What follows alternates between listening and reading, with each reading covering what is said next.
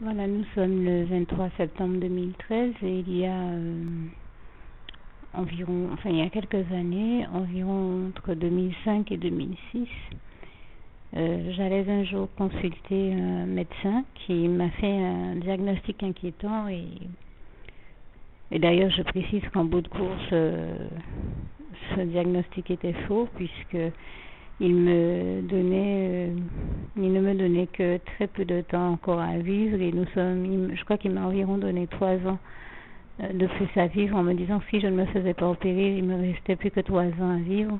Quelque chose du genre entre 3 et 5 ans à vivre, alors que nous sommes 7 ans plus tard. Je ne me suis pas fait opérer, je suis toujours vivante et là encore déjà je commence par rendre grâce et gloire à Dieu pour ça, qui m'a délivré de ce que j'avais à l'époque. Ce n'était rien de grave, c'était quelque chose de bénin. Pour autant, le médecin parlait d'une forme de cancer, on va dire, pour résumer les choses. Et je suis encore en vie, contrairement à ce que ce médecin racontait 7 ans plus tard et sans m'être fait opérer. Et toute la gloire revient à Dieu, à Jésus, à son Saint-Esprit, sans avoir fait de chimiothérapie, sans avoir fait de traitement particulier pour ça. Et toute la gloire revient à Dieu, à Jésus, à son Saint-Esprit. J'ai pris peut-être quelques comprimés au début, mais je me rendais compte qu'ils me rendaient plus malade qu'autre chose. Donc à un moment, j'ai dû les arrêter. Et malgré le fait de les avoir arrêtés, donc de ne pas avoir continué à les prendre, Dieu m'a guéri. Et je suis encore aujourd'hui, 7 ans plus tard, en vie. Donc sans avoir continué à prendre ces comprimés, je dis toute la gloire en revient à Dieu, à Jésus, à son Saint-Esprit. Cependant, comme j'ai l'habitude de le dire, ce qui est valable dans un cas ne l'est pas nécessairement dans l'autre. Donc il est hors de question que ceux qui se retrouvent à être malades pour une raison ou une autre, qui ne sont peut-être pas dans le même cas que moi, abandonnent leurs médicaments. Ce n'est surtout pas le sens de mon propos, car nous savons que Dieu dit de se soigner et que lui, il guérira. Donc quand Dieu met à notre portée un moyen de nous guérir, met à notre portée des médicaments, il s'agit de se saisir de ces médicaments, de toutes les voies et moyens qu'il met à notre disposition pour nous guérir, que ce soit par les plantes, les comprimés ou autre chose, ou autre thérapie. Il s'agit de se soigner de manière à guérir, de prendre tous les voies et moyens que Dieu met à notre disposition. Maintenant, quand je dis ça, je n'invite pas non plus les gens à prendre n'importe quel type de médicaments et surtout pas des choses qui pourraient les rendre malades, plutôt que... Parce que c'est vrai que de nos jours, on entend parler de toute espèce de médication et il y en a qui sont plus néfastes que bénéfiques. Donc, je vous inviterai à être vigilant, mais en tout cas, à vous laisser guider par le Saint-Esprit. Et quand Dieu vous invite à prendre un médicament, à vous soigner, faites-le, car Dieu dit de se soigner et que lui guérira. Et en tout cas, je lui rends grâce et gloire parce que je peux dire que ma guérison est vraiment une guérison miraculeuse et toute la gloire revient à Dieu, à Jésus, à son Saint-Esprit. Je le remercie et lui rends grâce et gloire encore pour cela. Et donc, lié à cette histoire de guérison et de médecins que je consultais dans le but de guérir, justement, j'ai un autre témoignage plus important. Il y a le fait qu'un jour, en me rendant à un rendez-vous qui m'avait fixé, je me suis retrouvée à devoir attendre mon tour en m'asseyant dans la salle d'attente. Et là, sa secrétaire se met à me parler et à me dire mais je vous connais, je vous ai déjà vu à la télévision il n'y a pas très longtemps. C'est bien vous que j'ai vu. Là, je lui dis oui, c'était bien moi. Et elle se met à me dire mais je crois même que je vous connais plus que ce que vous ne pensez. Et là, j'étais étonnée de son propos et je lui ai demandé mais comment est-ce qu'elle peut me dire qu'elle me connaît alors que je ne la connais pas. Et elle se met à me dire oui, je sais bien des choses sur vous.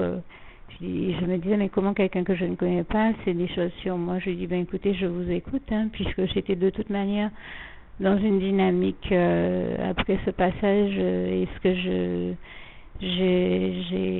le projet que j'ai réalisé dans cette télévision, j'étais dans la dynamique de m'ouvrir au public, d'être à l'écoute du public et de ce qu'il pouvait avoir à me dire. Donc je lui dis je vous écoute.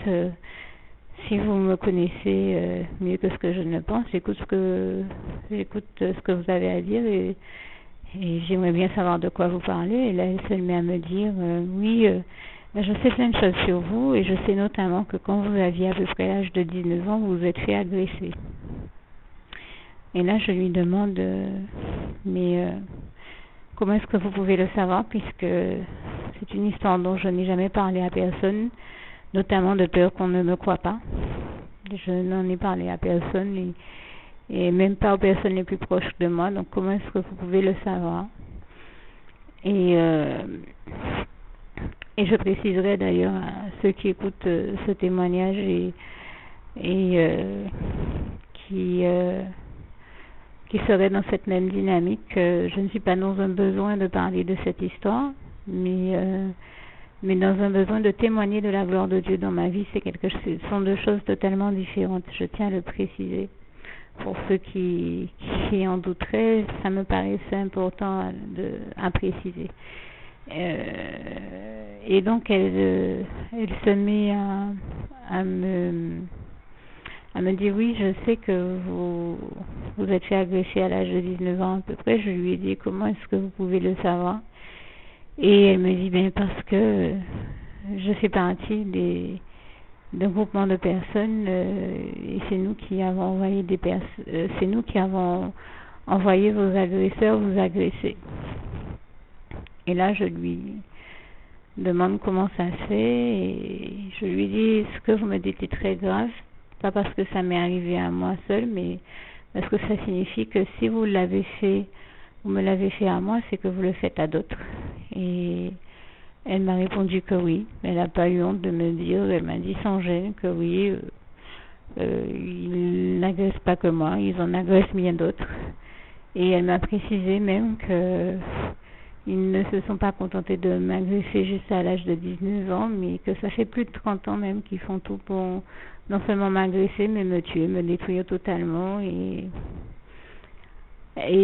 donc ces agressions, que je ne le sais pas parce que j'étais trop petite pour m'en rappeler, mais que ces agressions ont commencé à l'âge où j'étais bébé. Donc ils me font agresser depuis bébé.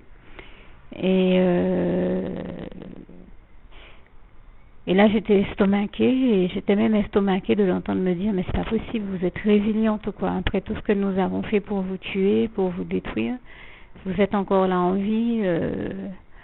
À la limite, c'est comme si elle me disait en fait, nous en avons marre de vous voir en vie. Et d'ailleurs, pendant que je vous parle de ça, un détail me revient. C'est une femme aussi que j'ai pris le temps d'écouter parce que j'avais eu le réflexe, étant très malade. Un jour, elle m'avait proposé, elle m'avait dit, écoutez, dans votre état, vous êtes trop malade pour venir chercher l'ordonnance du médecin. Et comme nous avons au cabinet l'habitude, étant secrétaire médicale et ayant l'habitude de travailler avec les autres médecins et les autres pharmacies, c'est quelque chose que j'ai plus ou moins l'habitude de faire. Quand quelqu'un est trop malade, je demande à la pharmacie de préparer son ordonnance. Je faxe l'ordonnance, la pharmacie la prépare et elle envoie quelqu'un chercher la prescription. Donc, vu votre état, je vous propose de vous faire préparer par la pharmacie votre prescription et vous enverrez quelqu'un la chercher. Je l'ai beaucoup remercié, comme j'avais l'habitude de dire merci aux gens et de dire ma reconnaissance aussi aux autres. Pour lui dire ma reconnaissance, dès que je suis allée mieux, j'ai eu le réflexe, parce que je me suis dit, après tout, elle n'était pas obligée de me rendre ce service. Donc, pour la remercier, dès que j'ai été en état et que j'ai pu me relever, je suis allée à lui acheter un très beau bouquet de fleurs, et en plus des bouquets de fleurs, un bouquet de fleurs blanches, je n'oublierai jamais ça, je crois que c'était des iris blancs, pour la remercier et lui dire ma reconnaissance. Et je me suis dit, j'ai choisi des fleurs blanches en me disant, j'aime beaucoup ces fleurs blanches parce que pour moi, dans mon cœur, c'est symbole de pureté. Et je lui disais très innocemment et avec tout mon amour et ma pureté, ma reconnaissance à ce moment-là. Et c'est quand je lui ai offert ce bouquet de fleurs blanches que là, ça a tout déclenché chez elle. C'est-à-dire que c'est comme si elle se disait non, là, c'en est trop, quoi. Là, c'est vraiment la goutte d'eau qui a fait déborder le vase. Non seulement cette fille n'est jamais rentrée dans un état où elle s'est énervée ni quoi que ce soit, ou rebellé contre nous, mais pire, elle ose m'offrir un bouquet de fleurs blanches. C'était fait dans mon cœur avec les meilleures intentions du monde, vraiment. C'était fait c'était de bonnes intentions, vraiment, du fond du cœur. Mais je voulais vraiment dire merci. Donc ça partait de très bons sentiments et de sentiments sincères. Mais elle, en fait, ça l'a mise dans un état de colère tel que c'est là qu'elle a commencé à me dire, mais merde, c'est pas possible, vous êtes résiliente ou quoi? Comment ça se fait qu'avec tout ce qu'on a fait pour vous détruire, vous trouviez le moyen d'être encore celle qui m'offre des fleurs? Et là,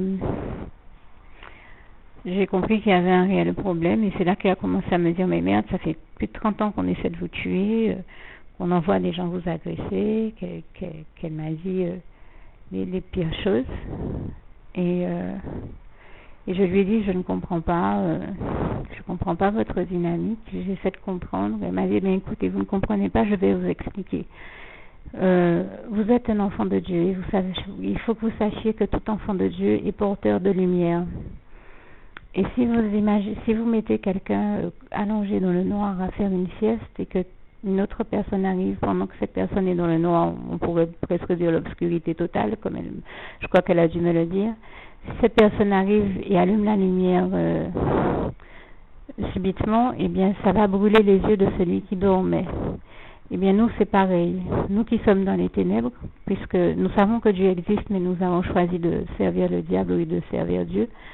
Quand nous qui sommes dans les ténèbres, quand un enfant de Dieu arrive, il est porteur d'une lumière et d'une lumière qui nous dérange, qui nous agresse. Et comme vous êtes un enfant de Dieu et que vous êtes porteur de lumière, eh bien la lumière qui est en vous nous dérange, nous agresse, donc nous avons choisi de vous faire agresser. Et là j'étais estomaquée parce que je l'entendais dire.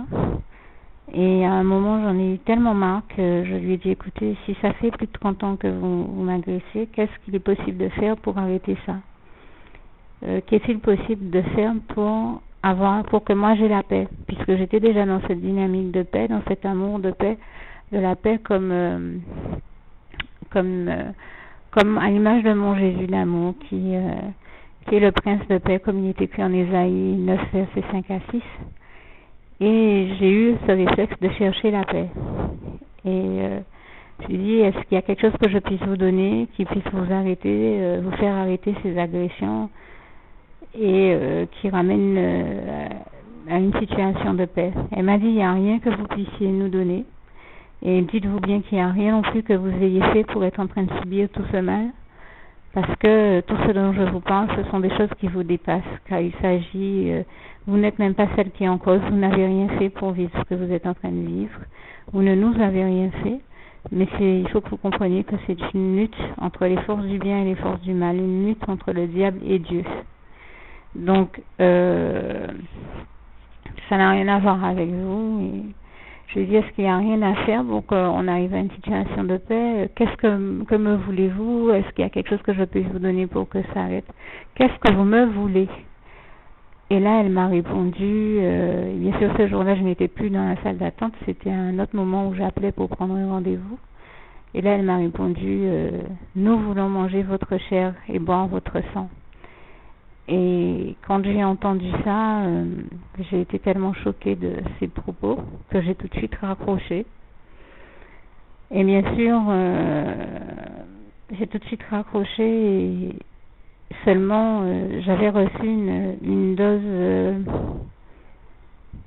tellement négative par le biais de ces propos, car ces propos-là sont les propos les plus violents qui m'aient été donnés longtemps dans ma vie. Qu'un être humain disait à un autre être humain, nous voulons manger votre chair et boire votre sang, je n'avais jamais rien entendu d'aussi violent de ma vie, et j'ai compris d'ailleurs que c'est le diable qui s'exprimait à travers elle, que c'est le diable qui parlait dans sa bouche. Et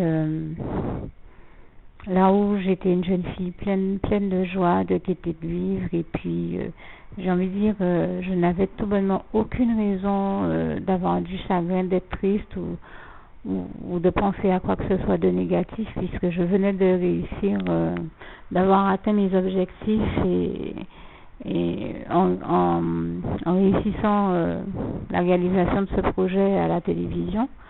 Donc j'avais toutes les raisons d'être heureuse et je l'étais. Je n'étais pas dans quelque chose de délirant en me disant que j'avais fait l'exploit du siècle, mais j'étais heureuse d'avoir simplement atteint mes objectifs. Et en fait, je m'entendais dire quelque chose d'aussi violent et subitement, là où je n'avais jamais pensé à mal ni pensé au suicide de toute ma vie, là je me suis mise à y penser parce que et d'autres personnes m'ont dit en fait il faut que tu comprennes que là à ce moment-là le diable et les ténèbres ont cherché à te pousser au suicide. C'était leur stratégie parce qu'ils se disaient justement que ça faisait déjà plus de 30 ans qu'ils avaient tout essayé pour te tuer, qu'ils n'y parvenaient pas, alors que la solution dans leur tête était peut-être de t'amener toi-même à te suicider de manière à ce qu'on ne puisse même pas reconnaître qu'en fait c'était eux qui avaient cherché à te suicider, tu te serais suicidé, ben, la vérité aurait disparu et ça veut dire que tu serais morte sans qu'on comprenne, sans qu'on puisse comprendre pourquoi tu t'es suicidé, qu'est-ce qu'on t'avait dit qui t'avait amené à te suicider et si tu étais morte, il n'y aurait eu personne pour témoigner de ce que tu as vécu et de cette vérité-là. Seulement voilà, la gloire de Dieu c'est que et ils m'ont d'autant plus poussé à me suicider que j'étais non loin de mes 31 ans et que j'avais aimé quelqu'un qui à 31 ans s'était suicidé. Donc j'avais toutes les raisons à ce moment-là de penser au suicide. D'autant que dans ma tête, je me disais, ils m'ont eux-mêmes dit qu'ils ont choisi de servir le diable, qu'ils font sciemment le mal. Alors que moi, c'est Dieu que j'aime et c'est Dieu que je veux servir. C'est Dieu que je veux pas du diable. Donc, je ne veux pas les laisser gagner. D'autant qu'elle m'avait précisé, nous faisons partie d'un groupement de personnes qui... je ne sais plus si elle avait employé le terme obédience, c'est possible. Un groupement de personnes qui fonctionnent en réseau. Et notre réseau relationnel est suffisamment important pour que vous compreniez que nous sommes au moins 500 000 contre vous, c'est-à-dire que nous sommes environ 150 000 en Guadeloupe, 200 000 à Londres, enfin en Angleterre, peut-être autant en France et encore plus aux États-Unis. Et donc, nous sommes au moins 500 000 contre vous, vous êtes seuls. Oh, nous voulons manger votre chair et boire votre sang. Nous voulons votre mort, nous voulons votre destruction. Donc, qu'allez-vous faire? Vous êtes toutes seules contre nous. Et là, je me disais dans ma tête, je ne peux pas les laisser gagner. Ils sont 500 000 contre moi. Ils servent le diable. Moi, je suis seule, je veux Dieu, mais je ne vois pas comment je vais pouvoir m'en sortir. Et plutôt que de les laisser me tuer, plutôt que de laisser le diable gagner et me tuer, et bien pour avoir la victoire sur eux, je vais me tuer moi-même et comme ça, ils ne pourront pas m'avoir. C'est la logique dans laquelle j'étais entrée. Et je m'étais dit, seulement en réalité, si je m'étais suicidée, je l'aurais laissé gagner. Mais je n'étais pas consciente de ça à ce moment-là parce que tout simplement, quelqu'un qui pense au suicide est quelqu'un qui ne voit pas d'issue à son problème et à sa situation. Et j'étais exactement dans cette situation-là. Et donc, je m'étais dit, je vais prendre des comprimés. Et n'étant pas quelqu'un de violent, j'aurais pas choisi de prendre une arme ou autre chose parce que j'avais toujours été très douce et donc je m'étais dit en prenant des comprimés j'aurais une mort douce et en fait c'est ce que je m'apprêtais à faire, mais Dieu est intervenu et je lui rends grâce et gloire. Et il est intervenu comment? Je crois que dans mon cœur j'ai crié à Dieu, même si je n'ai pas parlé, j'ai dû dire au Seigneur, Seigneur, si tu existes vraiment, sauve-moi, délivre-moi de cette situation. C'est suffisamment loin pour que je me rappelle pas précisément de ma réaction, mais en tout cas, peu de temps après, je crois, avoir pensé ça, Dieu a fait qu'une de mes petites cousines m'a appelée et il m'a dit, écoute, ce soir, je veux absolument que tu m'accompagnes à l'église. Et je lui ai dit, mais pourquoi j'irai? Je suis catholique, pourquoi est-ce que j'irai dans une église évangéliste où je n'ai jamais mis les pieds? Pourquoi est-ce que je serais sage? Je ne vois pas. Elle m'a dit, mais fais-le parce que tu m'aimes, fais-le parce parce que je pense que Dieu veut te parler et je sais en tout cas qu'il faut absolument que tu viennes avec moi. Et c'est vrai que c'était ma petite cousine chérie d'amour, mon chouchou à qui je refusais rien. Et l'idée a fait son chemin en moi et je me suis dit à un moment, eh bien, il faut que je m'ouvre à la possibilité que Dieu puisse exister et puisse vouloir me parler. Et s'il existe et qu'il veut me parler, le minimum que je puisse faire, puisqu'il est mon créateur, c'est que je prenne le temps d'écouter ce que lui, il a à me dire, d'écouter ce que lui peut avoir à me dire. Moi, je n'ai pas de solution, peut-être que lui en a. Donc, le soir en question, je suis allée à cette église et heureusement que je l'ai fait parce que c'était un séminaire et c'est vrai que le pasteur était très très occupé par tout ce qui se passait dans ce séminaire. Il y avait beaucoup de choses à dire aux chrétiens qui étaient là. Mais Dieu m'a donné la force de rester dans ce séminaire jusqu'au bout. Et peut-être que le Seigneur m'a parlé depuis durant ce séminaire-là et que je n'en étais pas consciente. Mais en tout cas, j'ai eu l'impression au départ que il n'y avait rien eu de particulier pour moi et je m'apprêtais à partir quand le pasteur est venu lui-même à ma rencontre et je précise que c'était une femme pasteur. Et qu'elle m'a dit, écoute, j'avais tellement de travail que j'ai pas pu te parler personnellement, mais Dieu me demande de te demander de m'accompagner là où je suis logée et reçue en Guadeloupe, puisqu'elle était de passage en Guadeloupe, donc elle ne me connaissait pas, elle ne connaissait pas ma réalité. Dieu me demande de te demander de m'accompagner. Et car je sais que Dieu veut te parler, alors bon. Je crois que comme ma petite cousine m'avait déjà dit ça, je lui ai dit ok, je vous accompagne. Et là, une fois qu'on est arrivé là où elle était logée, on s'est mis à part dans une chambre et elle a commencé à me parler et à me dire oui, je ne te connais pas, mais j'entends Dieu me dire qu'il veut te sauver, il veut te sauver la vie et te délivrer de la situation que tu es en train de vivre. Je ne connais pas ta situation, je ne connais pas ton problème non plus, mais ce soir Dieu me dit qu'il veut te sauver. Et je ne sais pas pourquoi, il me met à cœur très fort de te donner un passage de sa part, un message d'amour de sa part et un passage. Ça me surprend que ce soit ce passage, mais c'est ce passage qu'il me met à cœur de te donner. C'est Ésaïe 49, verset 26. Je vais vous le dire et là encore, je précise une chose. Je sais que les propos que je viens de tenir sont un peu durs, mais merci d'écouter ce que je dis jusqu'au bout. Vous comprendrez que je ne m'amuse pas à tenir des propos qui sont aussi durs, mais que c'est simplement parce que je me les suis réellement entendu dire et pour raconter cette histoire en restant fidèle à la manière dont je l'ai vécue et avec la cohérence de cette histoire comme je l'ai réellement vécue, j'étais bien obligée d'employer leurs mots. Et bien sûr, comme ce sont des serviteurs du diable, eux, ils ont des mots violents, mais moi, je n'en ai jamais. Ce sont leurs propos que je cite et j'étais bien obligée de faire une citation exacte par rapport à ce qu'ils m'ont dit, donc de citer les choses comme elles m'ont été dites, et comme ce sont des violents, puisque ce sont des serviteurs du diable, mais forcément leurs propos sont violents. Comprenez bien que moi je ne suis pas violente et que je n'aurais jamais utilisé des mots comme ça pour parler aux autres, mais parler de la réalité que j'ai vécue et la décrire et décrire les propos qui m'ont tenus, c'était malheureusement parler de ces choses-là. Et donc Dieu était obligé de me donner une réponse et un passage de sa parole qui est en réponse avec ce qu'ils m'ont dit. Et je cite aussi ce passage en me disant peut-être que d'autres personnes en ayant lu ce passage d'Ésaïe 49 verset 26 le trouvent violent, mais Dieu n'est pas violent du tout, il n'est jamais violent. Dieu est amour, comme il est écrit en 1 Jean 4 verset 8 à 21. Seulement, pour répondre à la violence du diable à ce moment-là et de ses serviteurs, il a fallu que Dieu me donne ce passage. Alors merci de comprendre que Dieu n'est pas violent, mais que c'était le meilleur passage à me citer dans la situation que je vivais.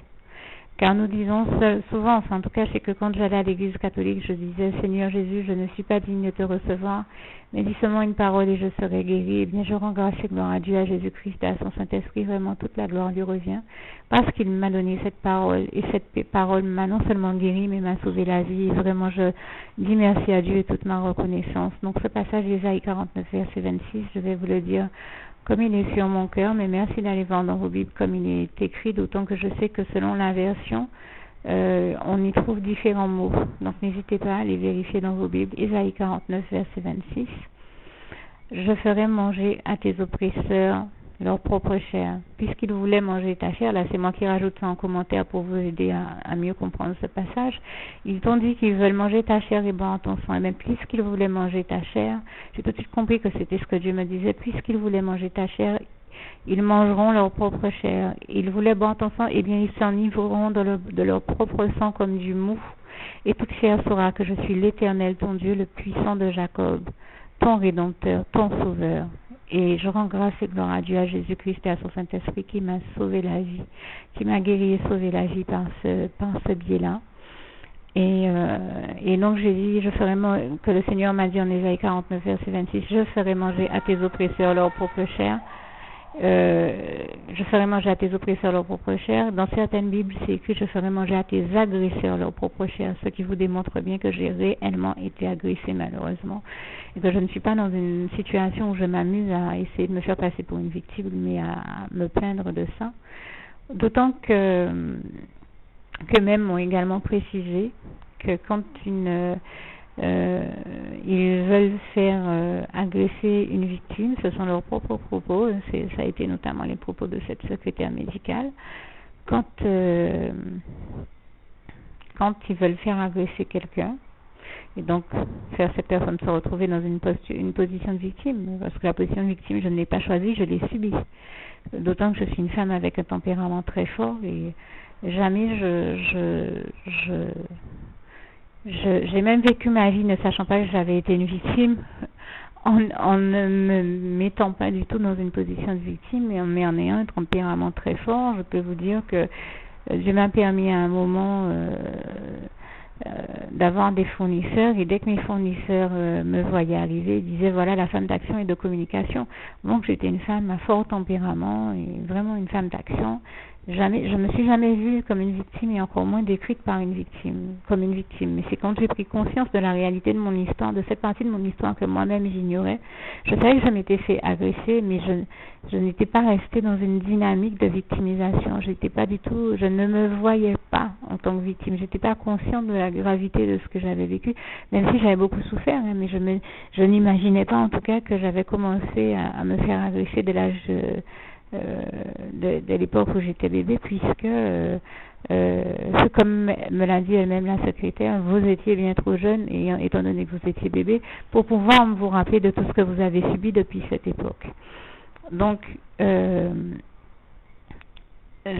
m'a donc aussi dit, il faut que vous compreniez que quand nous faisons agresser quelqu'un, pour pouvoir le faire, il nous faut le concours et l'aide même de ses proches, des personnes les plus proches de cette personne. Pour vous aider à comprendre, si nous décidons par exemple de faire agresser une jeune collégienne ou une jeune lycéenne, nous avons besoin de l'aide et du concours des personnes les plus proches de cette personne pour qu'elles nous donnent notamment les informations nécessaires à ce que nous puissions réaliser notre opération. On a vraiment parlé dans ces termes-là. Par exemple, nous avons besoin qu'ils puissent nous dire à quelle heure elles seront des cours, à quelle heure ces cours se terminent. Si, par exemple, ils se terminent à 4 heures, une fois qu'elles sortent de l'école, du lycée ou du collège à 4 heures, quel est l'itinéraire qu'elles vont emprunter? Quelle rue elle prendra pour sortir du lycée, pour aller du lycée et retourner chez elle, pour aller du lycée jusqu'à chez elle. Donc, nous avons eu besoin et nous avons besoin généralement du concours des membres même de la famille de la victime et des personnes les plus proches de la victime, et nous pouvons vous dire que ce sont les personnes les plus proches de vous, les personnes que vous aimez le plus, qui nous ont donné les informations nécessaires à vous faire agresser. Ça, elle me l'a dit, et elle s'est même mise à me citer des noms, et j'ai eu par la suite confirmation de ces noms, car Dieu a permis que je rencontre quelqu'un d'autre qui était l'un de mes meilleurs amis, et qui, quand il m'a vu, c'était un jour où je raccompagnais ce fameux pasteur dont je parlais tout à l'heure, qui est une femme. Je la raccompagnais à son hôtel, puisque je me disais, elle est de passage en Guadeloupe, et elle ne connaît pas la Guadeloupe, elle ne connaît personne, je ne peux pas la laisser aller toute seule à son hôtel, à sa chambre d'hôtel, donc je vais l'accompagner, et en l'accompagnant dans le parking, ne voilà-t-il pas que je rencontre un de mes meilleurs amis que je n'ai pas vu depuis au moins 15 ans, et qui, quand il m'a vu, se met à faire 2-3 pas en arrière et devient blême en me disant « Mais comment ça, tu es vivante? mais comment ça se fait que tu pries cette vivante? J'étais là quand on a planifié ta mort, on a tout prévu pour te tuer, et je ne comprends pas que tu sois encore en vie. Et si toi tu es vivante après tout ce qui a été fait pour que tu meurs, ça signifie que Dieu est vivant. Le seul fait que tu sois vivante, ça démontre que Dieu est vivant, parce qu'il n'y a que Dieu qui a pu te sauver de ce qu'on avait préparé contre toi, te sauver de la machination même qu'on avait faite contre toi. Et c'était tellement fort et puissant que je l'ai invité à faire une prière avec moi, et dès que et ce soir-là même, dans le parking même, il a accepté le Seigneur Jésus. Et parce qu'il m'a dit, il n'y a que Dieu, que Jésus-Christ qui a pu te sauver de ça. C'est un vrai miracle de Dieu, et toute la gloire lui en revient. Donc, quand te rencontrer, te voir vivante, ça me fait tout de suite comprendre que Dieu est vivant. Et ce soir-là, je lui ai dit, oui, Dieu est vivant, et oui, Dieu, c'est vrai, c'est Dieu qui m'a sauvé la vie, je peux te le dire. Donc, écoute, je sais pas ce que tu t'apprêtais à faire. Il m'a dit, là, je sors du travail, j'allais prendre une douche. Je lui ai dit, écoute, fais tes petites affaires. Qu'est-ce que je te propose, puisque moi j'étais en train d'accompagner mon pasteur à sa chambre, je te propose que quand tu as fini de faire tes petites affaires, tu viennes nous rejoindre, et je vais te donner la suite de mon témoignage. Et il m'a dit, il n'y a pas de problème. Et quand il est venu nous rejoindre et que j'ai commencé à lui donner mon témoignage, il m'a dit, mais quand je te dis que j'étais là le soir où j'étais là le soir où on a planifié ta mort, j'ai entendu tout ce qu'on avait prévu de faire pour te tuer. Et je peux te dire qu'il y avait telle et telle et telle et telle personne qui était là et qui disait comment te tuer. Et il m'a donné les mêmes noms que cette secrétaire médicale, que cette secrétaire médicale m'avait donné. Donc pour moi, c'est un signe de confirmation que les mêmes personnes étaient impliquées dans cette histoire. Et d'ailleurs, elle m'avait aussi donné le nom du principal instigateur de toute cette machination, que lui aussi m'a confirmé. Et il m'a même donné non seulement leur nom, mais le surnom de certains d'entre eux. Et bien sûr, comme c'était des proches à moi, j'ai reconnu leur surnom, puisque je les connais suffisamment intimement pour connaître leur surnom. Et je me suis dit, c'est la preuve que lui-même les connaît aussi intimement, comme elle-même, cette secrétaire, les connaissait intimement. Puisque je parle d'intimité, elle m'a avoué avoir eu une liaison très intime avec le principal instigateur de cette affaire. Et d'ailleurs, j'ai entre autres compris que, comme c'était un homme marié, je lui ai dit, quoi, cet homme-là avait une relation avec vous, vous avez été sa maîtresse? Elle m'a dit oui. Je dis, mais je tombe de haut, puisque c'est un homme marié et qui fait croire à tout le monde qu'il a une vie droite, et tout le monde croit qu'il est fidèle à son épouse. Et là, elle m'a dit, pas du tout.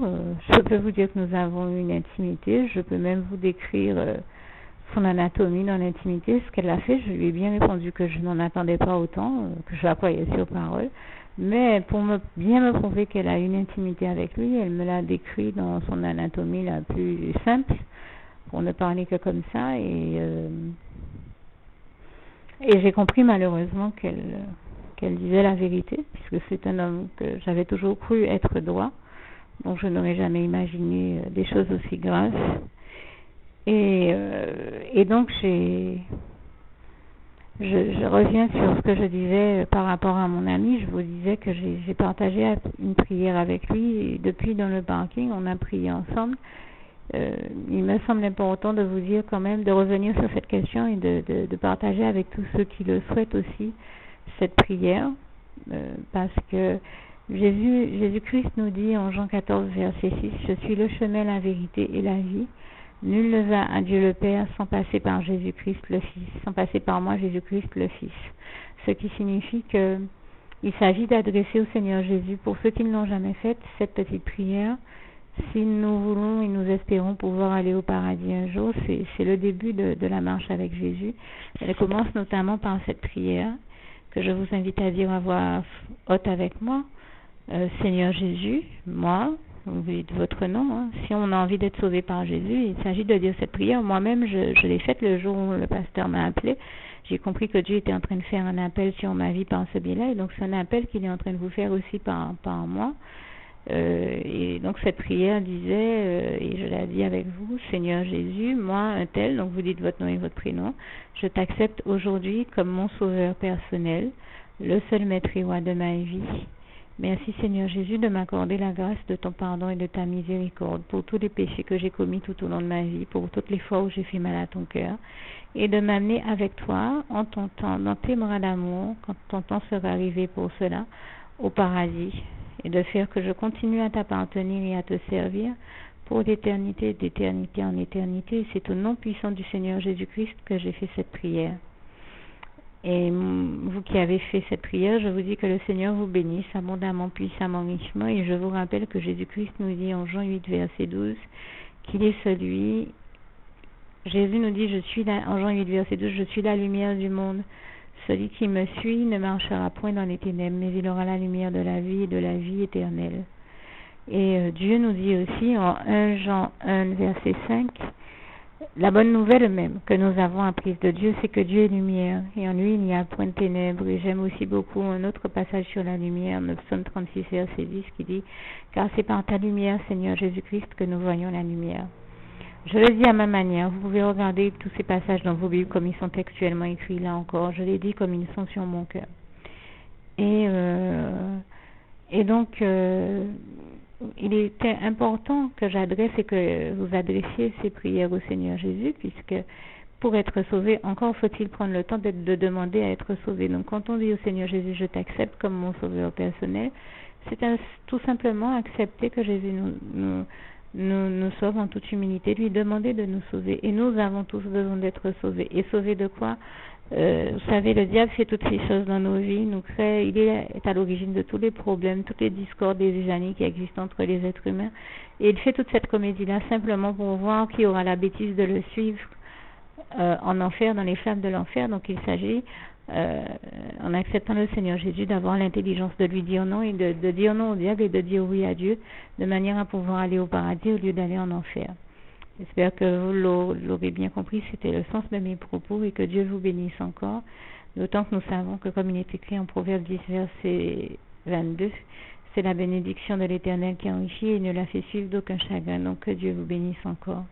Et donc pour terminer ce témoignage, vous comprendrez que très peu de temps après que Dieu m'ait aussi glorieusement sauvé la vie, j'ai compris aussi ce que dit le passage de Marc 16, verset 16, qui dit « Celui qui croira et qui sera baptisé sera sauvé, mais celui qui ne croira pas sera condamné. » Et j'ai compris en l'occurrence qu'il s'agissait de se faire baptiser à l'âge adulte, comme le Seigneur Jésus-Christ l'a fait, nous en a donné l'exemple en se faisant baptiser par son cousin Jean-Baptiste en passant par les eaux du Jourdain. Donc j'ai compris qu'il s'agissait de se faire baptiser à l'âge adulte, non pas de se dire bêtement oui mais j'ai déjà été baptisé en tant que catholique quand j'étais petite. Non, j'ai compris qu'en fait le premier baptême que nous avons pris quand nous étions petits et que nous étions catholiques, c'était la décision de nos parents. Mais j'ai compris que, étant devenu adulte, Dieu me demandait à moi, en tant qu'adulte, quelle décision je prenais le concernant. Est-ce que je prenais la décision de m'engager avec lui? Est-ce que je prenais la décision de suivre Jésus, comme Jésus a dit en Jean 8, verset 12, celui qui me suit ne marchera point dans les ténèbres, ne marchera plus dans les ténèbres, mais il aura la lumière de la vie et de la vie éternelle. Et donc j'ai choisi de suivre Jésus, quel que soit ce que pouvaient en dire les autres, parce que les autres sont toujours là à nous juger, à nous critiquer, mais ils n'iront pas en enfer à notre place. Alors je me suis dit, les autres peuvent toujours me juger, peuvent toujours me critiquer, mais moi je choisis de suivre Jésus, parce que personne n'ira brûler en enfer à ma place, et moi je ne veux pas aller brûler en enfer à ma place, et moi je ne veux pas aller brûler en enfer, donc je choisis de suivre Jésus et de passer par les eaux du baptême. Et donc ça a été très rapide. Quand j'ai pris conscience de toutes ces choses, j'ai choisi de me faire baptiser. Et je peux vous le dire aujourd'hui, nous sommes 7 ans plus tard, je considère que c'est la plus bonne décision, la meilleure décision que j'ai prise de toute ma vie et que je n'ai jamais eu à regretter. Car depuis, Jésus-Christ a fait de moi une femme heureuse et épanouie et je lui rends grâce et gloire pour tout ça. Et ce qui fait d'ailleurs que je ne ressens pas le besoin de parler nécessairement de cette histoire, puisque depuis Jésus a fait de moi une femme heureuse et épanouie. Simplement, tous les chrétiens donnent un jour le témoignage de leur conversion, et c'est simplement ce que j'ai fait par ce document-là, non pas pour raconter mon histoire ou ma vie, mais pour raconter la gloire de Dieu, et montrer aussi à tous ceux et donner un message d'espoir et encourager tous ceux qui, comme moi, ont pu être abusés dès leur enfance, depuis l'époque où ils étaient bébés, tous ceux qui ont été agressés, abusés, violés, volés ou autres, qui ont subi toute forme d'agression. Mais le but de mon message, c'est de leur dire qu'ils ont l'impression, ils se demandent pourquoi tout ça leur est arrivé, mais c'est de leur dire que Dieu a vu tout ce qui leur est arrivé et que Dieu est un Père aimant qui veut les délivrer de toutes ces souffrances, les libérer de toutes ces souffrances, les en guérir et faire d'eux comme il l'a fait pour moi, comme il m'a guéri, comme il m'a délivré, comme il a restauré ma vie, et faire d'eux des personnes heureuses et épanouies, parce que Dieu nous dit en 3 Jean 1 verset 2, bien-aimé, je désire que tu prospères et que tu sois en bonne santé à tous égards, comme prospère l'état de ton âme. Et je peux vous dire que Dieu est celui qui nous aime véritablement, qui veut vraiment nous voir heureux et épanouis. Et il est aussi le seul qui nous aime d'un amour éternel, comme il est écrit en Jérémie 31, verset 3. Je t'aime d'un amour éternel, dit l'Éternel. De loin l'Éternel se montre à moi et il me dit, je t'aime d'un amour éternel. Voilà pourquoi je te conserve ma bonté. Et je rends grâce et gloire à Dieu parce que c'est ce qu'il a fait pour moi. Donc, si j'ai raconté toute cette histoire, c'est pour que tous ceux qui entendent et qui ont vécu le même genre d'horreur que moi sachent que Dieu est vivant et que Dieu est le seul Dieu les aime et Dieu est le seul à pouvoir les en délivrer, les en guérir totalement, restaurer leur vie, et que Dieu est aussi le seul qui ne les abandonnera jamais. Donc, de continuer à faire confiance à Dieu et aller de l'avant avec Jésus-Christ, c'est vraiment un message d'espoir que je donne à tous ceux qui ont subi ce même type d'horreur. Et je vous dis donc que Dieu vous bénisse tous. Et je dis à l'Éternel, mon Dieu, toute ma gratitude, tout mon amour, vraiment toute ma reconnaissance. Je t'aime, ô Éternel, mon Dieu. Merci, Papa d'amour, pour tout ce que tu as fait pour moi. Et toute la gloire te revient, louange, honneur et gloire à toi, Éternel, mon Dieu, Jésus d'amour, Saint-Esprit. Et vous l'aurez compris, j'ai pris la décision non seulement de me faire baptiser, et vous lirez les passages d'Acte 2, verset 38 et Acte 3, verset 19, où Dieu nous dit convertissez-vous afin que vous receviez le pardon de vos péchés. J'ai compris qu'il était nécessaire de me convertir puisque j'avais été pendant plus de 30 ans catholique. Si Dieu a choisi d'utiliser un pasteur évangéliste pour m'appeler, me rappeler à lui, je me suis dit que c'est que Dieu veut que je devienne évangéliste. Donc c'était pas une question de religion. Bien sûr, Dieu veut avant tout qu'on le serve, qu'on le suive, qu'on le serve et qu'on soit sincère avec nous, avec lui dans nos cœurs. Et il s'agit de développer une relation d'amour, d'intimité, de complicité avec Dieu. Mais j'ai compris que ma place n'était plus chez les catholiques, mais qu'il s'agissait que j'aille dans les églises où Dieu, par le biais desquelles le Seigneur m'avait envoyé, à savoir les églises évangélistes. Donc j'ai arrêté d'aller dans les églises catholiques et je ne l'ai jamais regretté parce que là j'ai réellement découvert qui est Dieu et j'ai découvert aussi que j'étais dans des vraies églises de Dieu qui sont des églises où est prêché le véritable évangile de vie et de paix. Et je rends grâce et gloire à Dieu pour ça. Je le remercie pour tout ce qu'il a fait pour moi.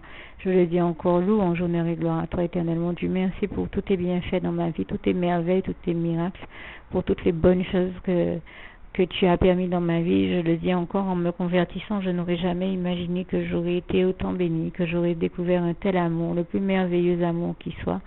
Et je rends grâce et gloire à Dieu pour ça. Vraiment, toute la gloire en revient à Dieu, à Jésus-Christ et à son Saint-Esprit. Merci Seigneur pour tout ce que tu es avant tout et aussi pour tout ce que tu as fait pour moi, pour tout ce dont tu m'as béni. Je t'aime.